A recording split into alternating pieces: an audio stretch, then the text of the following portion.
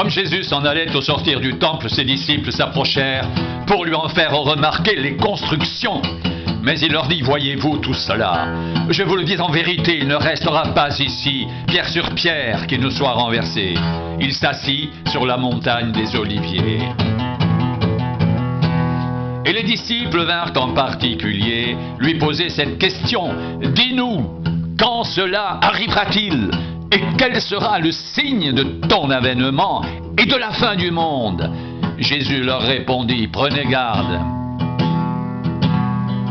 que personne ne vous séduise, car plusieurs viendront sous mon nom, disant, c'est moi qui suis le Christ, et ils séduiront beaucoup de gens. Vous entendrez parler de guerre et de bruit de guerre. Gardez-vous d'être troublés, car il faut que ces choses arrivent. Mais ce ne sera pas encore la fin.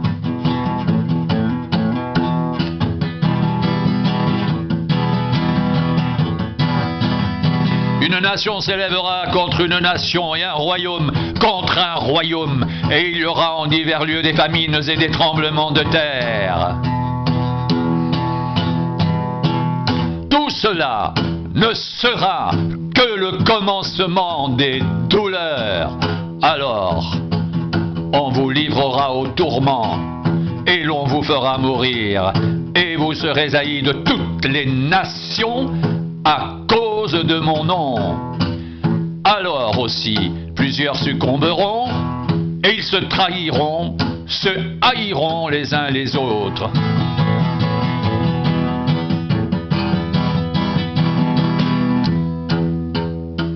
Plusieurs faux prophètes s'élèveront, et ils séduiront beaucoup de gens.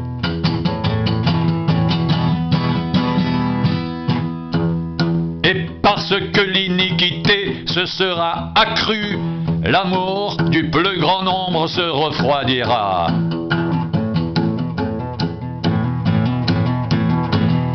Mais celui qui persévérera jusqu'à la fin sera sauvé.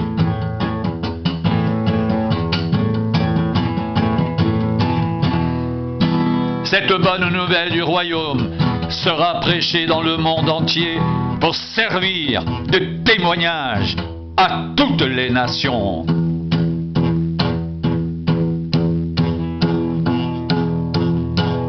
Alors viendra la fin.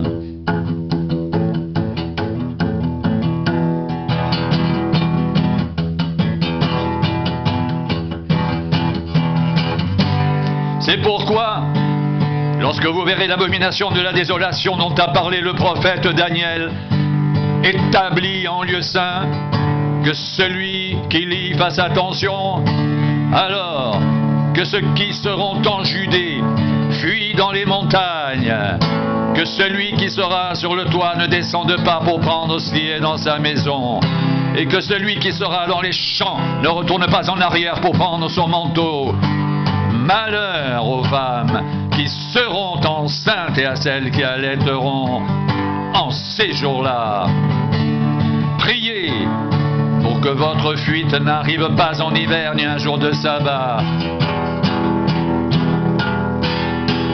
Car alors la détresse sera si grande qu'il n'y en a point eu de pareil depuis le commencement du monde jusqu'à présent, et qu'il n'y en aura jamais. Et si ces jours n'étaient abrégés, personne ne serait sauvé. Mais à cause des élus, ces jours seront abrégés.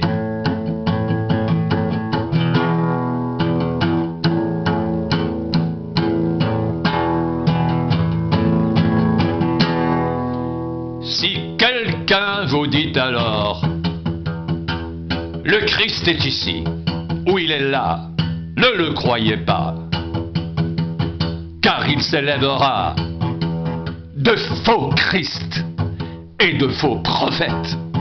Ils feront de grands prodiges et des miracles, au point de séduire s'il était possible, même les élus. Voici, je vous l'ai dit d'avance.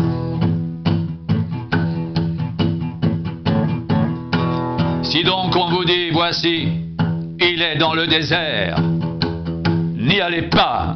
Voici, il est dans les chambres, ne le croyez pas.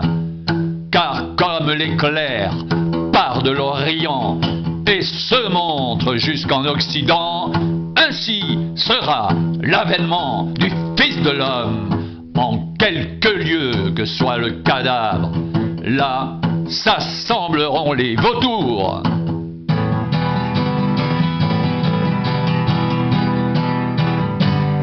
Aussitôt après ces jours de détresse,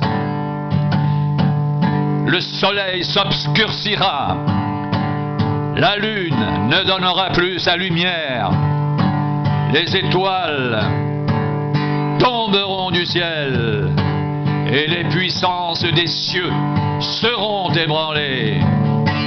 Alors le signe du Fils de l'homme paraîtra dans le ciel.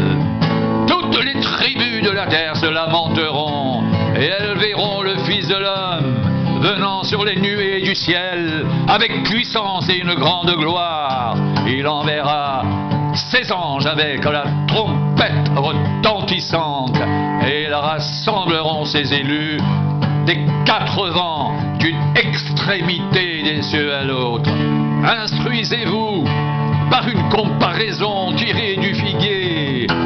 Dès que ses branches deviennent tendres et que les feuilles poussent, vous savez que l'été est proche. De même, quand vous verrez toutes ces choses, sachez que le Fils de l'homme est proche à la porte.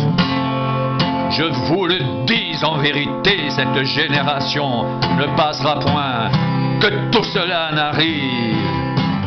Le ciel et la terre passeront, mais mes paroles ne passeront point. Pour ce qui est du jour et de l'heure, personne ne le sait, ni les anges des cieux, ni le Fils, mais le Père seul. Ce qui arriva du temps de Noé arrivera de même à l'avènement du Fils de l'homme. Car dans les jours qui précédèrent le déluge, les hommes mangeaient et buvaient, se mariaient et mariaient leurs enfants, jusqu'au jour où Noé entra dans l'arche, et ils ne se doutèrent de rien, jusqu'à ce que le déluge vienne et les emporte tous.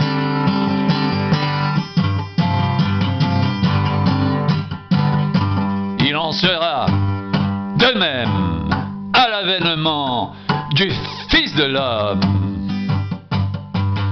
Alors, de deux hommes qui seront dans un champ, l'un sera pris, l'autre laissé. De deux femmes qui moudront à la meule, l'une sera prise, l'autre laissée. Veillez donc, puisque vous ne savez pas quel jour votre Seigneur viendra.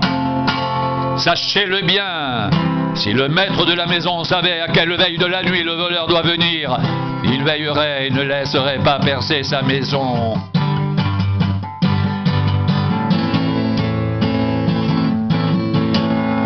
C'est pourquoi, vous aussi, tenez-vous prêts, car le Fils de l'homme viendra à l'heure où vous n'y penserez pas.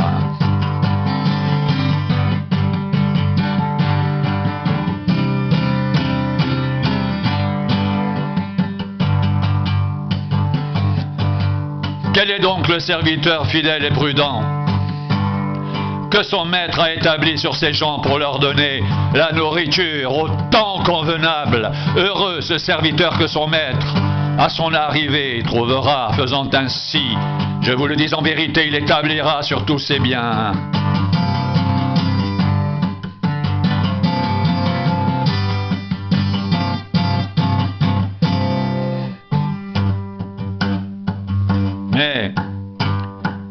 c'est un méchant serviteur qui dit en lui-même, mon maître tarde à venir, s'il se met à battre ses compagnons, s'il mange et boit avec les ivrognes, le maître de ce serviteur viendra le jour où il ne s'y attend pas et à l'heure qu'il ne connaît pas, il le mettra en pièces et lui donnera sa part avec les hypocrites. C'est là qu'il y aura des pleurs et des grincements de dents.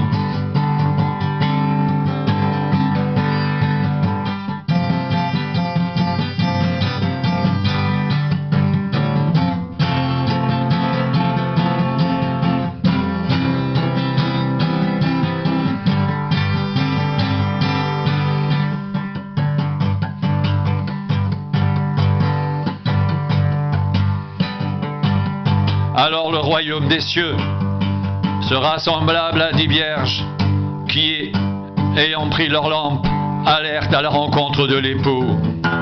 5 d'entre elles étaient folles et 5 sages. Les folles, en prenant leur lampe, ne prirent point d'huile avec elles, mais les sages prirent avec leur lampe de l'huile dans les vases.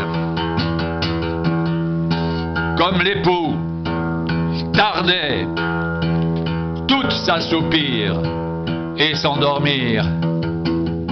Au milieu de la nuit, on cria « Voici l'époux, allez à sa rencontre !» Alors,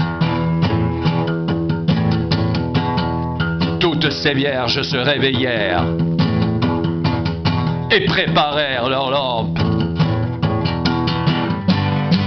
Les folles dirent aux sages « Donnez-nous de votre huile, car nos lampes s'éteignent. » Les sages répondirent « Non, il n'y en aurait pas assez pour nous et pour vous.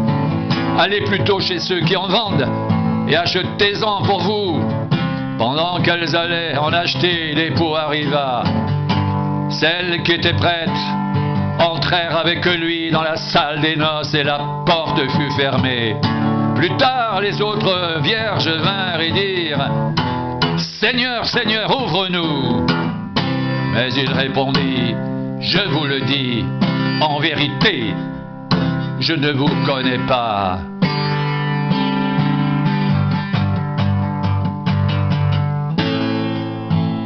Veillez donc, puisque vous ne savez ni le jour ni l'heure.